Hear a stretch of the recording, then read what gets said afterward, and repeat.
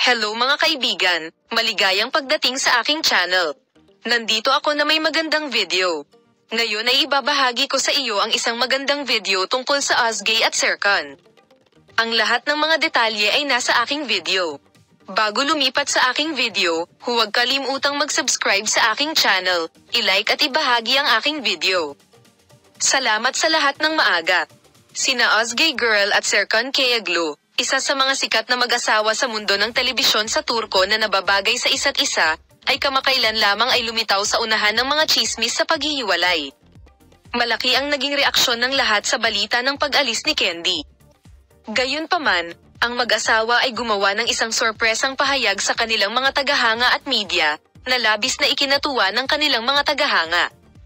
Ang pahayag ni Serkan Kayaglu na ang dahilan ng pag-alis ng bahay ay ang kanyang trabaho ay natugunan ng labis na paghanga sa social media, at nang marinig ng lahat ng kanyang mga tagahanga na hindi aalis sina Ozgay Girl at Serkan Kayaglu, nagbahagi siya ng maraming mga post sa social media gamit ang hashtag na Serkan Kayaglu at Ozgay Girl. Idineklara nila na mahal nina Ozgay Girl at Serkan Kayaglu ang isa't isa at isinasaalang-alang pa nila ang isang sanggol upang mas palakasin ang pagmamahalang ito. Si Ozgay Girl, na nanalo sa puso ng lahat sa kanyang proyekto na nakita sa mga screen kasama ang kanyang pagganap sa mga serye sa TV, ay gumawa ng malaking epekto sa social media sa kanyang bagong estilo. Binago ng aktres ang kanyang chest at pinutol ang kanyang bangs.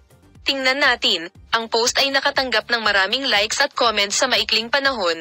Ginamit din ng aktres ang parehong hibla ng buhok sa teleseryeng Dolunay.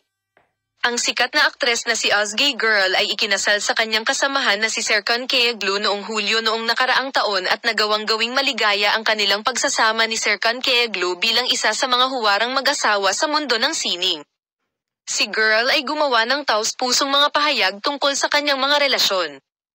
Hindi kami nabubuhay na parang mga celebrity. Kami ay dalawang masayang mag-asawa na nagmamahalan sa isa't isa. Lubos na pinahahalagahan ng mga